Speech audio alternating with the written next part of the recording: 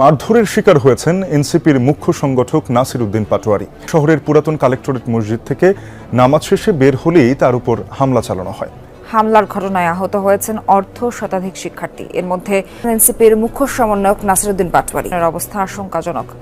মাথায় গুরুতর আঘাতের কারণে ৭২ ঘন্টার পর্যবেক্ষণে রাখা হয়েছে। জাতীয় নাগরিক পার্টি এনসিপির মুখ্য সমন্বয়ক নাসির উদ্দিন পাটোয়ারি ও উত্তরাঞ্চলের মুখ্য সংগঠক সার্জিস আলমের গাড়ি বহরে হামলা হয়েছে। সন্ধ্যায় এই ঘটনায় সার্জিস সহ আহত হয়েছেন ১০ জন। এনসিপি নেতাকর্মীদের অভিযোগ, হামলা চালিয়েছে ছাত্র দলের নেতাকর্মীরা। আবারও সংঘাতমুখী হচ্ছে রাজনীতি। পরপর ২ দিন এনসিপির কর্মসূচি ঘিরে হামলার ঘটনায় পরস্পরকে দায়ী করেছে দল দুটি। জাতীয় নাগরিক পার্টি এনসিপির পদযাত্রায় হামলার অভিযোগ উঠেছে স্থানীয় ছাত্রদলের নেতাকর্মীদের বিরুদ্ধে।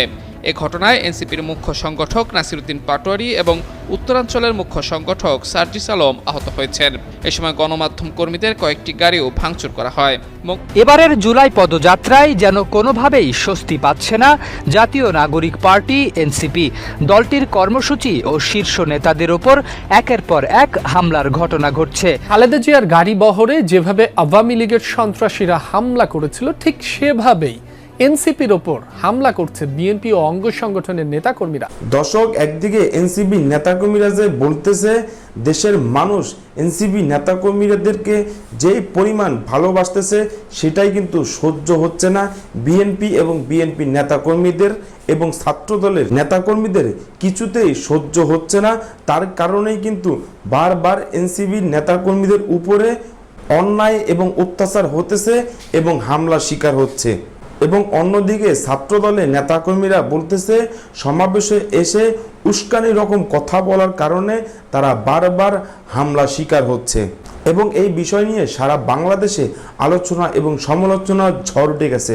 কারণ ২৪শে ছাত্র আন্দোলনের সময় যেই জুলাই যোদ্ধারা এই দেশকে আবারও স্বাধীন করেছে, সেই জুলাই যোদ্ধাদের উপরেই কিন্তু এবার বিতর্কিত কথা বলতেছে এবং তাদের উপরে হামলা করতেছে এবং এনসিপি নেতাকর্মীরা হামলার শিকার হচ্ছে। এবং নাসির উদ্দিন পাটোয়ারি সিলেটে সমাবেশে যাওয়ার সময়ে তার উপরে জঘন্যভাবে হামলা করেছেন এবং তিনি হামলার শিকার হয়েছে, যা আপনারা এই ভিডিওটা দেখলেই বুঝতে পারবেন। তো দর্শক, এই বিষয়ে ভিডিও শুরুতে শিরোনামের মাধ্যমে কিছু অংশ দেখেছেন, এখন দেখবেন পুরো ভিডিও জুড়ে বিস্তারিত। তার আগে সবাই কাছে একটা অনুরোধ করব, যারা আমার চ্যানেলে নতুন আসছেন অবশ্যই চ্যানেলটা সাবস্ক্রাইব করে দিবেন, পাশে থাকা বেল আইকনটি অল ক্লিক করে বাজিয়ে দিবেন।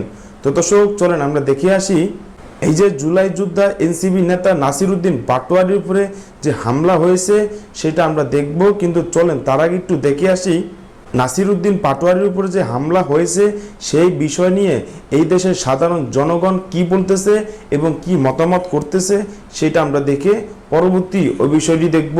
সবাই ধৈর্য ধরে একটি লাইক দিয়ে সম্পূর্ণ ভিডিওটা দেখতে থাকুন এবং আপনার মতামত অবশ্যই কমেন্ট বক্সে লিখতে থাকুন। বিএনপি দোষায় জামাতরে, জামাত দোষায় বিএনপিরে, আবার এনসিপিরেও জামাত বিএনপিরে দোষায়, সরকারের দোষায় আর কি। সরকারের সমালোচনা ভালো করুক, কিন্তু কালকে যে হয়েছে এটা আমরা জানি না, শুধু ফেসবুকে দেখছি যে এদের উপরে আক্রমণ হয়েছে। সংঘাত তো কোনো কাম্য না, একজন আরেকজনের উপরে করো। গণতন্ত্র দেশ, সবারই তো একটা স্বাধীনতা আছে। নাসির উদ্দিন পাটোয়ারি কি যে নাম, উনি যে এভাবে কথা বলে, এভাবে কথা বলা কাম্য না। উনি আরও সংযত হতো, কথা বলা উচিত। একজন দেশের প্রধানমন্ত্রী বা বিভিন্ন মন্ত্রীদেরকে নিয়ে যে ওই কথা বলে, আর যে আছে কিছু সার্জিস নাকি জানে এগুলো বানা। তবে নাসির উদ্দিন পাটোয়ারির কথা অত্যন্ত খুব একদম বাজে। এভাবে মানুষ কাম্য আশা করে না। একজন যদি একজনের সাথে সংযত না করে তাহলে তো দেশের সমস্যা। এটা কখনো আমরা সাপোর্ট করি না যে একটা দল মারমুখী হোক, কারণ সংঘাত আরো সংঘাতকে বাড়ায় দেয়। কিছু বললেও সমস্যা, না বললেও সমস্যা। তো মেনে নিতে মানুষের অভ্যাস হয়ে গেছে বা মানুষ অভ্যস্ত হয়ে গেছে। তো এই যে বাংলাদেশি আমরা মেনে নেওয়া ছাড়া কোনো কিছু করার নাই। দেশ বিভাগ আছে, সাধারণ মানুষ বিভাগে আছে।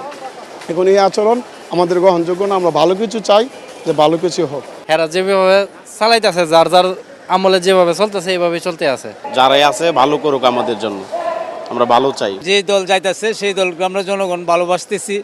আবার যারা মনে করেন বিরোধী দল করতেছে তাদের অবস্থান যে অবস্থা, আমরা একই অবস্থা। বুঝছেন, এটা এই দেশের পরিস্থিতি ভালো হবে না বলে আমরা আশা করি। সবচেয়ে গুরুত্বপূর্ণ হয়ে যাচ্ছে তাদের ভাষার সংযত করা। মানুষকে যেভাবে ইনডাইরেক্টলি ইনসাল্ট করা হচ্ছে, যে যাকে যেভাবে খুশি সেভাবে মিন করতেছে, এটা বাংলাদেশের জনগণ চাচ্ছে না। রাজনৈতিক কর্মী হোক আর যেই হোক, মানুষের ভাষাটাকে সংযত করা দরকার। এই এনসিপি যে কয়েকজন বিয়াদ্দব আছে এদেরকে রুডে ফেলায় পিটানো উচিত। এটা শুভ লক্ষণ নয়। শুভ লক্ষণ হইতে হলে সবাই একযোগে দেশ চালাইতে হবে, অতীত ভুলে নতুন করে আবার দেশটাই গড়তে হবে। বাংলাদেশের রাজনীতিতে তো এগুলো আছেই, তারপরও দেশের সরকারের কিছু ব্যর্থতা এখনও আছে আমাদের মনে হচ্ছে যে না, কারণ সরকার এখনও যে সিন্ডিকেটগুলা, যেই দখলবাজিগুলা, যে চাঁদাবাজিগুলা সঠিক জায়গায় এখনও যেতে পারে না। এবং নেতাকর্মীদেরকে তারা শাসন করতে পারতেছে না, এবং শাসন করলে তারা শুনতেছে না। কেন শুনতেছে না সেটা জানি না আমরা জনগণ। এটা যতদিন না বন্ধ না হবে এই দেশে থেকে যাবে। আমরা চাই যে দেশ যেই চালক অন্তত সুন্দরভাবে সুষ্ঠুভাবে যেন আমাদের দেশটা গড়ে ওঠে। ওরা যদি মারামারি করে তাহলে আমরা সাধারণ পাবলিক যারা আছে আমরা কোথায় যাব? আমরা ওদের কাছ থেকে আমরা শিখতে হইব যে না, মারামারি এরা বয়কট করুক, আমরাও করি।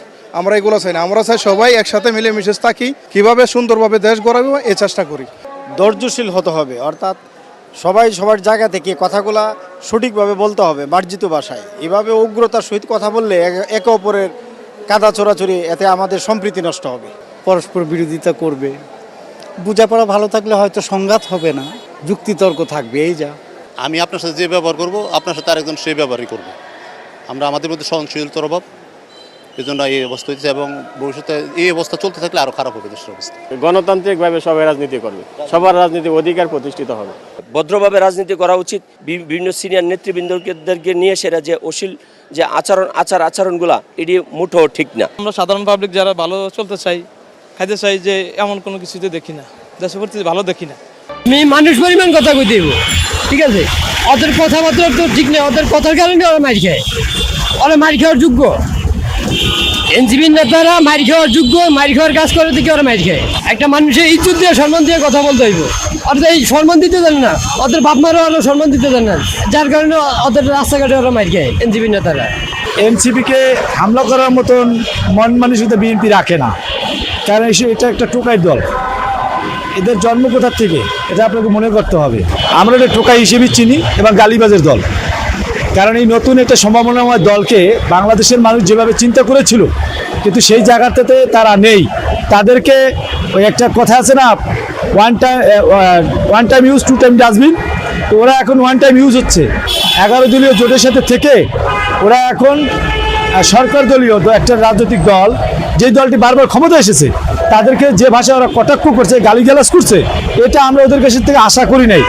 অতএব আমি যেটা মনে করি, সাধারণ জনগণ ওদের উপর চরমভাবে ক্ষিপ্ত, কারণ সাধারণ জনগণ তারা মনে করে না যে বাংলাদেশে আর কোনো বেয়াদবের জন্ম হোক।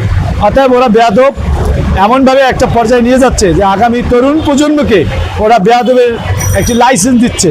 ওদের সাথে থাকবে, বিভিন্ন নেতাকর্মীদেরকে হেনস্থা করবে, কটাক্ষ করবে। এনসিপির উপরে খেপা তৈল আমলিগেরা, যারা বিএনপির ভিতরে নতুন ঢুকছে, তারা এই ধরনের কাজ করে বিএনপির নাম দিতেছে।